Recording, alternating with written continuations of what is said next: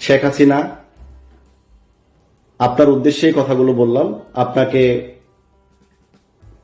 দ্বাদশ জাতীয় সংসদ নির্বাচন উপলক্ষে পৃথিবীর শ্রেষ্ঠতম সুন্দর নিরপেক্ষ নির্বাচন দেওয়ার জন্য আপনাকে ধন্যবাদ জানাচ্ছি। সেই সাথে আপনাকে মুবারকবাদ জানাচ্ছি এই দেশ আবারও ভালোভাবে শাসন করার জন্য। আসসালামু আলাইকুম। আমি আপনাদের কাছে দেখাবো দ্বাদশ জাতীয় নির্বাচন ও মাননীয় প্রধানমন্ত্রী শেখ হাসিনাকে উদ্দেশ্য করে একই তথ্য দিলেন সাবেক সেনা সদস্য, যা আপনারা শুনলে অবাক হয়ে যাবেন। তো আজকের ভিডিওটি অত্যন্ত গুরুত্বপূর্ণ। আমি আশা করবো যে আপনি এই সম্পূর্ণ ভিডিওটি দেখবেন, আর এই সম্পূর্ণ ভিডিওটি দেখলেই বিস্তারিত জানতে পারবেন। আর এই ভিডিওটি দেখানোর আগে আপনাদের কাছে আমার ছোট্ট একটি রিকোয়েস্ট, আপনারা যদি আমার চ্যানেলে নতুন হয়ে থাকেন তাহলে নিত্য আপডেট নিউজ সবার আগে পেতে আমার এই চ্যানেলটি সাবস্ক্রাইব করে আমার সাথেই থাকুন। আর এখন চলুন কথা না বাড়িয়ে আমরা ভিডিওটি দেখে আসি। 12তম সংসদ নির্বাচন শেষ, তাই মাননীয় প্রধানমন্ত্রী শেখ হাসিনাকে ধন্যবাদ জানানোর জন্য আজকে লাইভটা আসলাম। বিস্তারিত অবশ্যই আপনারা শুনবেন, এর আগে কিন্তু আপনারা কেউ যাবেন না এবং লাইভটা সকলে শেয়ার দেবেন। তো মাননীয় প্রধানমন্ত্রী শেখ হাসিনা, আপনার উদ্দেশ্যে কথাগুলো বললাম। আপনাকে দ্বাদশ জাতীয় সংসদ নির্বাচন উপলক্ষে পৃথিবীর শ্রেষ্ঠতম সুন্দর নিরপেক্ষ নির্বাচন দেওয়ার জন্য আপনাকে ধন্যবাদ জানাচ্ছি। সেই সাথে আপনাকে মুবারকবাদ জানাচ্ছি এই দেশ আবারও ভালোভাবে শাসন করার জন্য। পূর্বে পররাষ্ট্রমন্ত্রী মাননীয় মন্ত্রী আব্দুল মোমিন সাহেব বলেছিলেন, এবারে বাংলাদেশের নির্বাচন সারা বিশ্ব দেখবে নিরপেক্ষ নির্বাচন কাকে বলে। এবং তাছাড়াও বলেছেন শক্ত নির্বাচন কমিশন তো আছেই। এবং মাননীয় প্রধানমন্ত্রী আপনি এটাও বলেছেন ভোট নিয়ে এত আগ্রহ কখনো আপনি দেখেন নাই, এবং 1975 সালের পর থেকে বাংলাদেশে এত সুন্দর নির্বাচন আর কখনো হয় নাই। আসলে এই কথাটা ভালোই বলেছেন, খুব সুন্দর কথা বলেছেন। এটা জনগণ আসলে বুঝতে পারে নাই আপনার এই মহৎ এই দেশপ্রেম, এই ভালোবাসা, দেশের প্রতি উন্নয়ন, এগুলো দেশের মানুষ বুঝতে পারে নাই। দেশের মানুষ, কোটি কোটি মানুষ এই নির্বাচনকে বয়কট করেছে। আসলে যারা যারা কোটি কোটি মানুষ বয়কট করেছে, আমার মনে হচ্ছে আর কি এরা সবাই পাকিস্তানের সময় রাজাকার ছিল, আল বদর ছিল, আল শাম ছিল, মানে বিশেষ করে মানে যুদ্ধ অপরাধীর বংশধর অথবা মুক্তিযোদ্ধার যুদ্ধের বিরোধিতা। আপনাকে মানুষ কতটুকু ভালোবাসে দেখেছেন মাননীয় প্রধানমন্ত্রী। ছোট ছোট দুধের যখন সারা বাংলাদেশের মানুষ ভোট কেন্দ্রে যায় নাই, ভোট ব্যাংক ফাঁকা ছিল, কোনো কোনো ভোট কেন্দ্রে একটা ভোটও পড়ে নাই, এরকম অনেক পরিমাণ ভোট কেন্দ্রে ভোট পড়ে নাই। আসলে এটা নিয়ে আমরা মাথা ব্যথা নাই, কারণ দেশ তো অনেক উন্নত করে ফেলেছেন। দেশের মানুষ জানে যে আপনাকে ভোট দেওয়ার কোনো প্রয়োজন নাই, আপনি এমনিই পাস, আপনাকে সিলেকশন করে দেওয়া, আসলে ভোটটা দেওয়ার দরকার ছিল না, সিলেকশনই আপনি পাস। এটাও সবাই হয়তো অনেকে চেয়েছিল, হয়তো মুখ ফুলে বলতে পারে নাই। তাই বাংলাদেশের প্রচুর পরিমাণ ভোট কেন্দ্র একদম জিরো পর্যায়ে ভোট কেন্দ্রের মান ছিল। তো সেখানে বড় বড় ব্যক্তিরা হেরা হয়তো বুঝে নাই যে আপনাকে ভোট দেওয়াটা আসলে কতটুকু গুরুত্বপূর্ণ ছিল। কিন্তু যারা গুরুত্বপূর্ণ দেখিয়েছে তার মধ্যে আমি শুধু একটা ভিডিও দেখাবো। তো আপনাদেরকে দেখাই, তাই দেন ছোট্ট একটি বাচ্চা হয়তো 3 থেকে 4 বছর হবে। ভোট দিছো? বাহ, খুব সুন্দর। তো কি মার্কায় দিছো? নৌকা। দেখছেন কত সুন্দর করে কথাটা বলছে, নৌকা ভোট দিছি। হয়তো তার বয়স 3 বছর বা 4 বছর, হয়তো হয়তো তার মায়ের বুকের দুধ হয়তো সম্ভবত খায়। সেই ছেলে ছুটে গিয়েছে মাননীয় প্রধানমন্ত্রী আপনাকে ভোট দেওয়ার জন্য। আন্ডার 18 থেকে 10 বছরের ছেলে থেকে 12 বছর 13 বছরের ছেলেরা, যুবকরা এবং আন্ডার 18 ছেলেরা, বেশিরভাগ মানুষ আপনাকে ভোট দিয়ে এই পর্যন্ত নিয়ে আসছে। শুধু তারাই না, আপনাকে যারা ভোট দিয়েছে প্রিজাইডিং অফিসার সহ সহকারী প্রিজাইডিং অফিসার এবং যারা পোলিং এজেন্ট ছিলেন, অনেকে টিচার ছিলেন, কলেজের প্রভাষক ছিলেন, সবাই আপনাকে মন খুলে ভোট দেওয়ার সুযোগ করে দিয়েছে গড় বাইর থেকে, এবং সাথে প্রশাসন তো সহযোগিতা করেছে। এটা আসলে আপনার প্রাপ্য ছিল মাননীয় প্রধানমন্ত্রী, কারণ আপনাকে সবাই ভালোবাসে।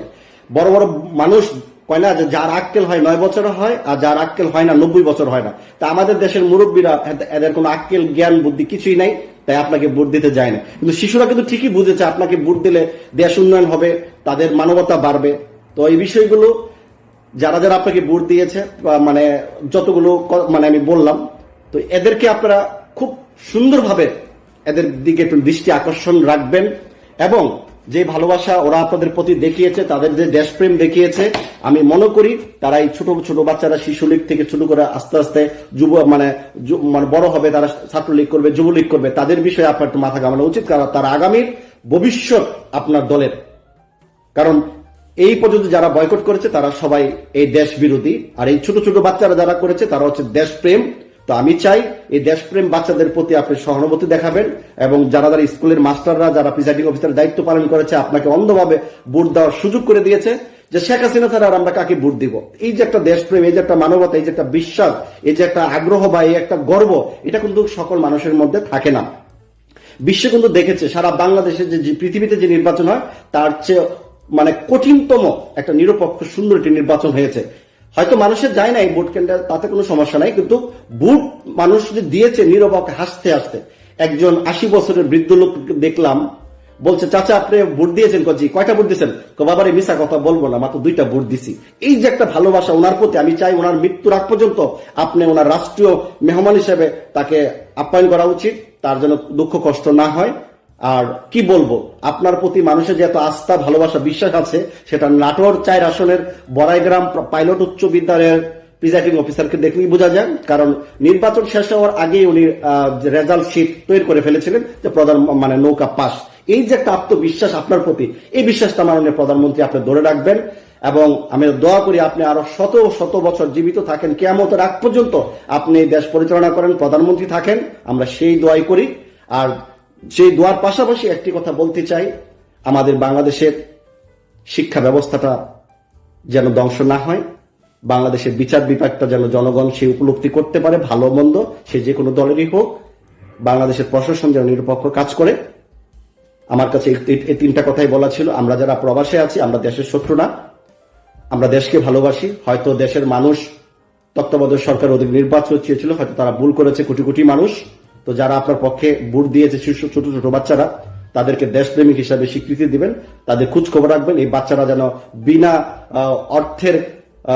অর্থের মানে বিনিময়ে তারা যেন পড়াশোনা করে উচ্চ শিক্ষিত হয়ে আপনার মতো দেশপ্রেম বা যারা এভাবে সুন্দরভাবে ভোট দিতে পেরেছে আপনার ভালোবাসায়, তারা যেন এরকমই ভাবে তারা বড় হয় জ্ঞান বুদ্ধি নিয়ে। তো এটাই আমার বলার ছিল, আর কিছু বলবো না। শুধু পরিশেষে বলবো, বাংলাদেশের মানুষ যারা যেখানে আছেন, আপনারা কোটি কোটি মানুষ ভোট বয়কট করেছেন, আমার মনে হয় ভুল করেছেন। ছোট ছোট শিশু বাচ্চারা কত জ্ঞান বুদ্ধি দিয়ে নৌকাকে ভোট দিয়ে বিজয়ী করেছে। তো আমার জীবনের ইতিহাসে দেখলাম, বাংলাদেশের ইতিহাসে স্বতন্ত্র প্রার্থী এত ভোট কখনো পাই নাই। এত সুন্দর নিরপেক্ষ নির্বাচন হয়েছে, যে নির্বাচনে সবাই খুশিতে ঠেলায় সবাই স্বতন্ত্রকেও বিজয়ী করতে দ্বিধাদ্বন্দ্ব করে নাই। তো ধন্যবাদ জানাচ্ছি মাননীয় প্রধানমন্ত্রী, আপনি ভালো কাজ করেছেন, দেশ উন্নয়ন করেছেন। এই ভোট আপনাকে সেই প্রাপ্য আপনাকে জনগণ দেখিয়েছে। তো আমি চাই ইনশাআল্লাহ আপনি এগিয়ে যান দেশ এবং জনগণের স্বার্থে।